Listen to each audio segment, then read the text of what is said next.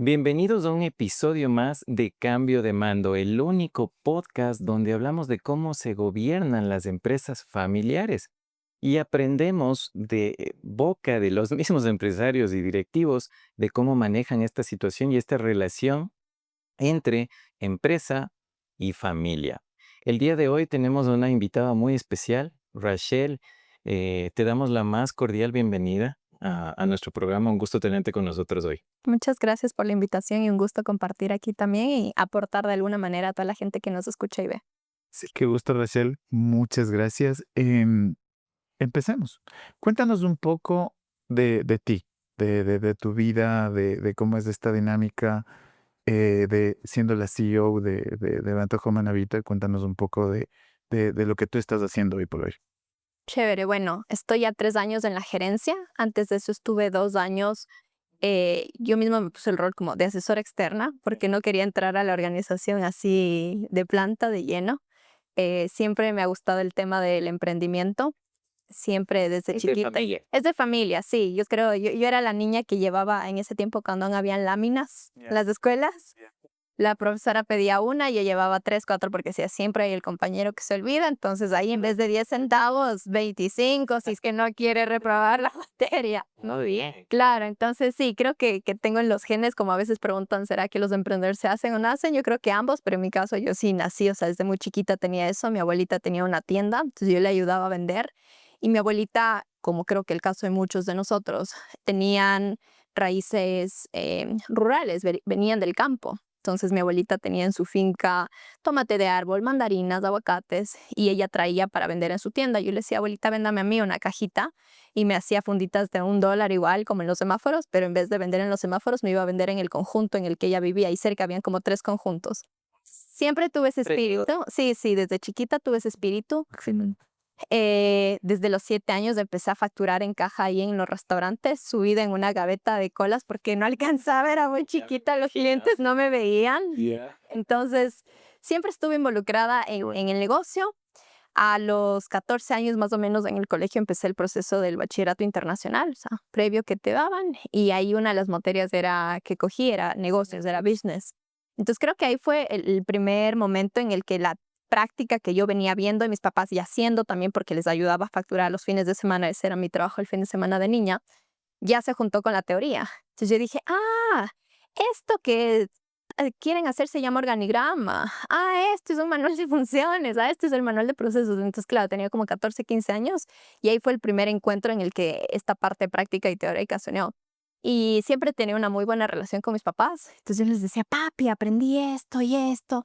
Y me decían como que, wow, qué interesante, aplícalo. Entonces creo que una de las bendiciones que tengo es que mis papás siempre han confiado mucho en mí y me han dado carta abierta a implementar las ideas o las mejores que yo veía.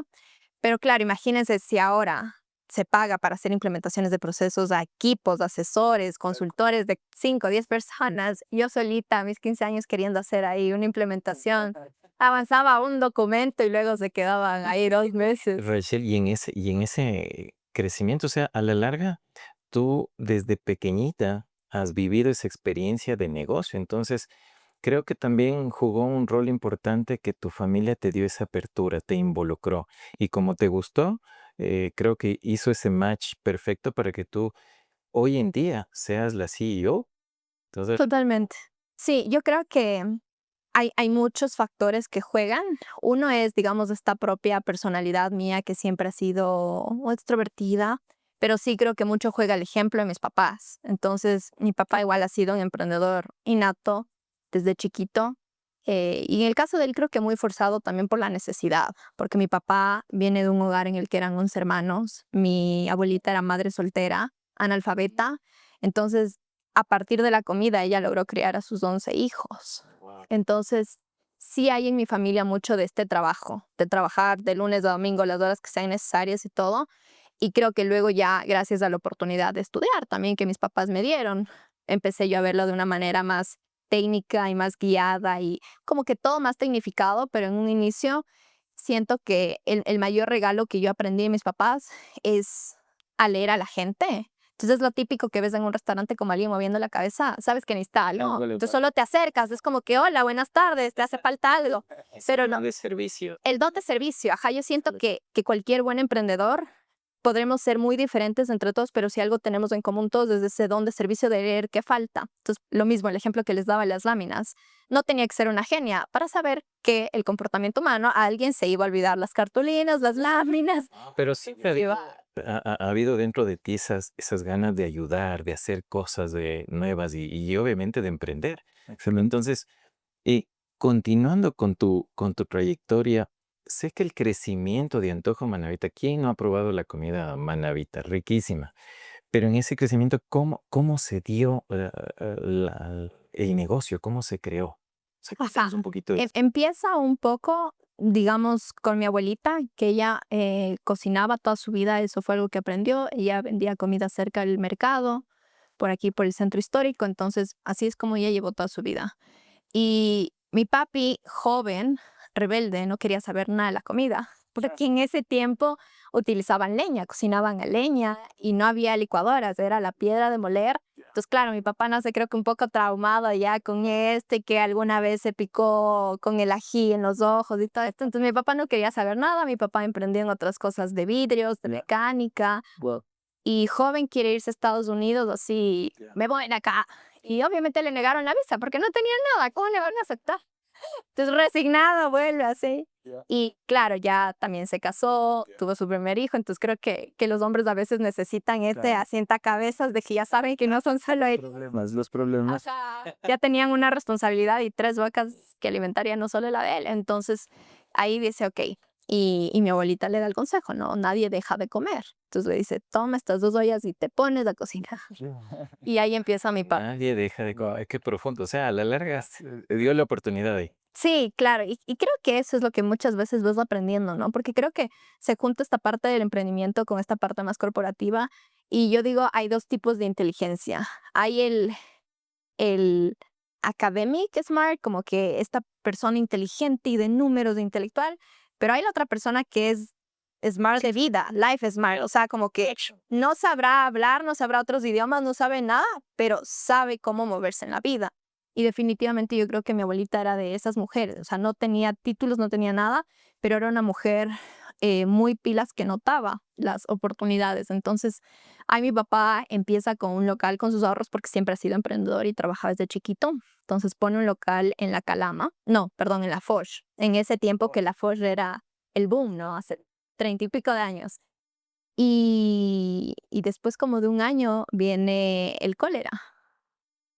Como por los años 90 justo viene esta enfermedad del camarón, ya nadie quería. Entonces cierra y el negocio. Se queda como 1 año, 2 años vendiendo así comida en balde, en marisco en balde, y tenía un carrito. Entonces luego dice, bueno, ya pasó esto, la gente de nuevo va a comer marisco y vende el carro para ponerse un local en la Calama. Y le fue súper mal, como 2, 3 meses ya no tenía para pagar el arriendo y desocupa. Entonces se queda sin carro, sin local, sin nada. Entonces dice, ¿y ahora qué hago? Y se pone un coche. Entonces este coche lo tuvo por 4 años en la Vancouver y Hungría, muy famoso por mucho tiempo porque está cerca de la empresa eléctrica, el agua potable y también la que antes era la petrocomercial, la gasolinera. Y entonces en un coche a la intemperie se iba al mercado en bicicleta a comprar él a las 5 de la mañana el producto y ya a las 6, 7 y media ya estaba preparando para vender. Y estuvo 4 años en ese coche. Y luego con los ahorros, porque en eso mi papi se ha sido para el negocio como hay que ahorrar $20. Él me decía como que yo venda $10 o venda 100, $20 ahorraba siempre para poder, separar. Entonces de ahí ya pudo alquilar un local que estuvo en Hungría, que ahí estuvimos 17 años, Wow. pero eran 2 locales contiguos. Entonces mi papi logra alquilar el uno y al lado vendían almuerzos. Pero a este señor de los almuerzos no le iba bien, entonces mi papi le hace la oferta de comprar, el señor le dice que no, y luego ya cuando ya se iba, pues ya se quedó con los 2 locales y ahí estuvieron con mi mami 17 años trabajando. Entonces yo siento que ahí realmente nacen los cimientos de la marca, de la comida, de los clientes, de los productos, porque tenemos productos emblemáticos que clientes de 20 años van por nosotros. Por ejemplo, la bandera es uno de esos platos que la gente va porque sabe que nuestra bandera es exquisita y que no la encuentras en todo Ya lado. me dio hambre, ya me dio. Es hora de almorzar, es hora de almorzar. Entonces estuvieron ahí 17 años en ese local y en el 2011 se da la oportunidad de comprar una propiedad a la vuelta, que es en la Polonia, Vancouver, donde antes era el famoso poloniazo. Sí, sí, tal cual. Ajá, y estamos ya como 15 años. Entonces, ahí igual, en ese tiempo, al mis papás venir desde muy abajo, no es que tenían esto de crédito preaprobado, nada. O sea, ahorros propios. Ahorras propias, pero claro, para comprar una propiedad no les alcanzaba, entonces fue malabares que tocó hacer para poco a poco comprar esa propiedad y ahí estuvimos. En el 2016 se da la oportunidad de comprar un negocio, no la propiedad, sino solo el negocio de igual, una marisquería que había en Carcelén, porque eran unas personas que se dedicaban a otro negocio, quisieron incursionar, se dieron cuenta que es durísimo, vendieron, pero no nos fue bien en el mercado, no era el segmento que necesitábamos para nuestro negocio. Pero ya en el 2014 habíamos empezado a preparar en el local del Valle, que es nuestro local más grande a la fecha. Entonces, ¿cómo se da esto? Es porque gracias a la buena calidad y el servicio que tenemos, muchos clientes a lo largo de los años nos han pedido franquicias. Entonces había un cliente en particular que era todos los días, todas las semanas iba a consumir y era yo quiero una franquicia, yo quiero una franquicia, yo quiero una franquicia. Y mi papi, no tenemos franquicias. Pero como dice el dicho, el que persevera alcanza. Entonces mi papi le dijo, bueno, a ver, busca la propiedad primero. ¿Dónde te vas a poner? Y este señor encuentra la propiedad en el Valle de los Chillos. Fuimos a ver, nos gustó a todos, era una casa con un terreno súper amplio. E igual, sin saber mayor cosa, pero con la convicción de mi papá y el apoyo de mi mamá, lograron. Y como no teníamos el capital necesario, nos tomó 3 años esa construcción. Estuvimos 2014, 15 y 16 y recién en febrero del 2017 logramos abrir y con la primera planta, porque el segundo y el tercer piso ya no nos alcanzan los fondos para acabar. Entonces abrimos 2017, el 2018 trabajamos en el segundo piso y en el 2019 el tercero. Y cuando ya al fin el local estaba listo, vino el paro de octubre de 2019. Suele pasar. Ajá, en Ecuador pasan este tipo de cosas. Pero sí, digamos que por 20 años prácticamente tuvieron solo un local. Entonces, de ahí ya después, en el 2017, logramos abrir este segundo. Como les cuento, fue paulatino. Y ahorita, el año anterior, en julio, sacamos la nueva marca que es Antojos Express, que es un concepto más de comida rápida. Queremos seguir creciendo con ambas marcas, pero sí entender un poco las diferencias del comportamiento del consumidor. Y Rachel, hay una pregunta. Hoy tú juegas el rol de CEO y tu papi maneja la parte operativa, tal vez la parte de calidad, cómo se organizan a la interna. Ajá. Hasta el año anterior, mi papi estaba más en la parte operativa y yo más en la parte administrativa. Ya desde enero de este año estoy completamente a cargo yo de todo. Entonces es una responsabilidad más fuerte. Pero sí veíamos, y creo que es algo que pasa porque justo lo escuchaba aquí a María Paulina Romo que les estaba contando que decía, claro, yo decía una cosa y creo que el esposo decía otra cosa y eso genera mucha confusión en su personal, administrativo, mandos medios, porque dicen como, oigan, les respeto a los dos, pero ¿a quién mismo le hago caso? Me están diciendo una cosa y la otra. Y con mi papi empezó a generarse cosas de ese estilo, que de nuevo no es por mal hacer o con mala intención, pero en su manera de liderar y sus prioridades operativas son diferentes a cómo yo llevo mi planificación. Oye, Rachel, ¿y ustedes han vivido ese cambio de mando o lo están viviendo? A la larga, tu papá, tu mamá lanzaron el negocio, lucharon en el camino, de alguna forma arriesgaron su capital, lo dieron todo. En el camino crecieron. Ahora optan por darte esa oportunidad y bueno, no ahora, hace algunos años, pero ha sido consensuado de lo que entendemos. Y ahora, ¿cuáles son los planes a futuro? ¿Cómo has vivido ese cambio de mando? ¿Cómo lo estás viviendo hoy? O sea, sí ha sido un reto bastante fuerte porque primero que creo, bueno, ahora ya hay un poco más de preparaciones de ejecutivas como las que ustedes ofrecen, pero en general no es que te enseñan cómo ser gerente y también cada empresa es un mundo distinto. Entonces, hay millón cosas que hacer, tanto operativas como administrativas, y creo que todos los gerentes en algún momento tenemos esta crisis existencial de ¿a qué le presto atención? Porque todo requiere mi atención, la operación, sin la operación lo vivimos, pero si me quedo estancado en la operación nunca vamos a crecer. Entonces, sí ha sido un proceso súper fuerte. Yo asumí la gerencia en el 2022, en febrero del 2022, y en el 2021 empezamos a trabajar en un protocolo familiar. Qué interesante. Ajá, entonces yo siempre me ha gustado mucho la parte académica, técnica, de mejorar, estructurar, porque mi sueño sí es que lleguemos a crecer bastante y sí creo que el orden y la estructura es importante para eso. Entonces, desde que yo empecé en el 2020, volví a la empresa porque me encontraba fuera del país estudiando, pero por la pandemia volví. Entonces dije como, hay que aprovechar la pandemia, que si no podemos crecer en ventas, al menos crezcamos en otro tipo de activos, como la estructura, los procesos, la organización, para que cuando el mundo se normalice, porque algún día se va a acabar, nada dura para siempre, nosotros ya hayamos hecho Estén este mejor preparados proceso. para entrar. Entonces, creo que la idea y el concepto estuvo muy bien y creo que sí fue la decisión correcta, pero de nuevo, no era algo que yo había hecho antes, porque tenía 21 años. Tal cual. Entonces, tenía súper claro la idea, el concepto, la visión, la teoría, pero en la práctica no lo había hecho. Yo creo que esa es de las mayores brechas que siempre se tiene, la teoría versus la práctica. Entonces, en este proceso de implementación, ahora que ya estamos, de hecho, justo acabamos hace 2 semanas más o menos de recibir la certificación ISO 9001 de procesos. Entonces, ahora digo, ya sé cómo hacerlo, ya sé cómo hacerlo mejor. En una siguiente oportunidad ya no me va a tomar todo lo que me ha tomado en tiempo, dinero, personas, me va a tomar mucho menos. Pero en ese momento no lo sabía y de nuevo era solo esta visión de hay que organizar la empresa, hay que organizar la empresa. Y Rachel, un poco para entrar en la gobernanza del Antojo Manamita. Es un negocio familiar, está tu mami, tu papi, tú. ¿Quién más actúa? ¿Existen miembros tal vez externos a la familia, al núcleo familiar, que tomen las decisiones y se aprueban? ¿O ustedes han ido empíricos en todo el camino? Ahorita, al momento, ya nos hemos tecnificado más, pero sí seguimos siendo los 3 los que tomamos las decisiones. Sí tenemos los mandos medios y todo esto, pero a nivel de gobernanza, de hecho, este año vamos a incorporar ya un gobierno corporativo con un directorio. Entonces, estoy justamente en proceso, he estado estudiando el tema de gobierno corporativo. Entonces, este año ya tengo planificado hacerles la invitación a los miembros de directorio que queremos que sean externos y de familia solo quedaremos los 3 igual.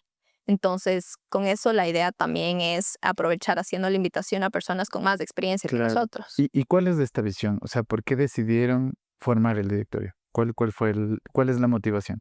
Bueno, queremos hacer ya una siguiente transición también de mi mando a ya una persona externa. Entonces, justamente ahí yo quiero moverme a una posición de directorio y con mis papás estar en el directorio, externos en el directorio y poder buscar a un nuevo gerente que ya esté tiempo Pero completo. esta visión es para expandirse, para crecer. Esta visión es ¿verdad? para expandirse, es para crecer. Creo que hay muchos activos que yo traigo a la mesa porque me he criado en este negocio y todo, pero sí creo que para la visión que yo tengo necesito personas con más experiencia que yo. Entonces, si eso requiere que yo me haga a un lado y aporte de otra manera, para mí siempre lo más importante es lo mejor que sea para la empresa.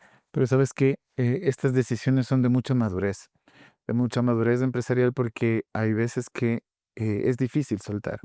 Sí, ¿cuál ha sido tu proceso? Esta decisión que tú me estás diciendo, ¿es de familia o es solo tuya? Es de familia, o sea, de hecho, antes de entrar yo a la gerencia, como les decía, yo no quise meterme en la empresa porque sí siento que las empresas familiares cuando no tienen esta estructura y estos acuerdos puede ser muy complejo.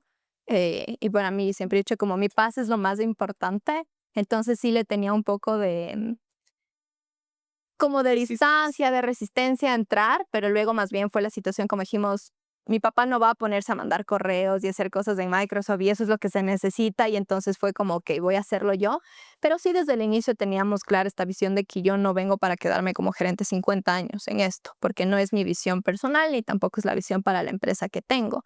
Entonces, sabíamos como que esto venía, pero ahorita el enfoque estos 3 años ha sido ejecutar y estabilizar. Entonces ya al momento tenemos equipos, tenemos la estructura, hay un montón de cosas que seguir haciendo, pero creo que ese también ha sido parte de mis aprendizajes como gerente, que nunca vas a tener todo, porque creo que cuando yo recién empecé tenía esta idealización de consigo A, B y C y entonces va a estar listo para todo. Y luego ya en la realidad te das cuenta que ya conseguí el A, B, C, pero te falta el A1, el A10, el C20. Prueba y error, vas así. Entonces fue como, ok, creo que sí, ya estamos llegando a un punto de estabilización, un punto de, de madurez en la empresa en la que ya puede venir alguien externo, porque en su momento cuando yo tomé, hay muchas de este conocimiento empírico, pero que es muy difícil pasarlo porque tienes que vivirlo.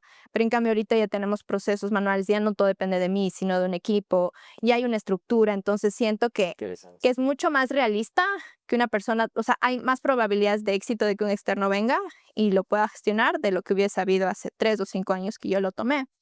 Entonces, siempre ha habido esta visión, Mis papás sabían y más bien ha sido ahorita como ya de ir sintiendo también porque siento que las empresas son un ente vivo y hay una energía que es como que siento que ya es un ciclo que se está completando, mis 5 años de mandato presidencial. No se aferró el cargo. Ajá, no, aquí no nos aferramos. Para mí siempre lo más importante es qué es lo mejor para la empresa. O sea, para mí, no sé, yo le veo energéticamente a la empresa como esta abuelita madre. Entonces, ¿qué es lo mejor para ella? Y para ellas, ok, sí. Si necesitamos transicionar, sí. Y creo que también es una especie de prueba, porque creo que un error igual en todo lo que he ido aprendiendo en gobernanza es que a veces quieren hacer una transición ya cuando el fundador o la fundadora están con cáncer, 85 años, ya no pueden caminar y ya no hay tiempo para nada. Esa es una realidad, eso es lo que las empresas ecuatorianas, es lo que está pasando y es una tendencia mundial. A la larga hay un promedio y me voy a meter al tema técnico nada más, pero hay estadísticas y esto es importante mencionarlo. Las compañías antes de pandemia tenían un promedio de vida de 67 años. Durante la pandemia y post pandemia, las proyecciones es de que las compañías vivan 15 años. Entonces sí preocupa eso a nivel mundial porque para que las empresas perduren necesitan manejar bien esos ciclos que tú estabas mencionando. O sea, todo tiene un ciclo, todo tiene un tiempo, todo tiene un aprendizaje y hay que tomar esas decisiones con madurez. Lo que decía Jonathan, dejar ceder a otra persona para que tome el lugar. Y para los fundadores es muy duro. Tú eres la segunda generación y estás entrando a dejar que venga una persona que sea gerente general y tú puedas ya ver desde un directorio y pensar sobre esa sostenibilidad que te Sobre ayuda a la estrategia. perdurar. Entonces, yo de cajón les digo, les felicito porque empíricamente han empezado a manejar este tema y ha sido una transición, creo que desde el COVID han empezado un poquito a ya visualizarse a futuro para mantenerse en el tiempo, ¿no? Claro, es que yo, o sea, justo hablaba con mi psicóloga y me decía, las empresas es como que es un cuerpo humano, ¿no? Y tenemos que entender quién es el vaso, el pulmón, el corazón, la cabeza. Todos funcionan. Todos funcionamos, todos somos súper necesarios y útiles. Entonces, claro, yo soy mucho esta cabeza. Entonces yo digo, ok, obviamente la idea es que tenga éxito esta transición, pero si es que no, ¿verdad? Que esa posibilidad, yo puedo volver. O sea, no tengo 80 años yo. Mis papás siguen vivos. Entonces podemos aún decir con mi papá, ok, mi papá está sano, fuerte, mi mamá también.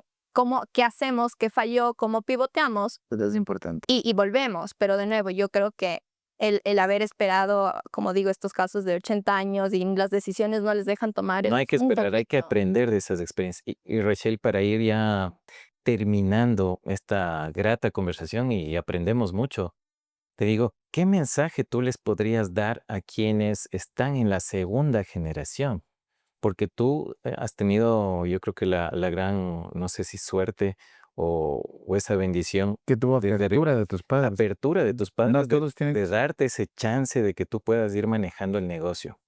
Pero, ¿qué mensaje les podrías dar a esas segundas generaciones que están en esa problemática, ¿no? De la transición. O sea, yo creo que es un mensaje doble, tanto para la primera como para la segunda. Entonces, creo que para la primera sí hay que empezar a soltar y todo, pero a la segunda le diría, tienen que dar motivos para que les suelten y les confíen.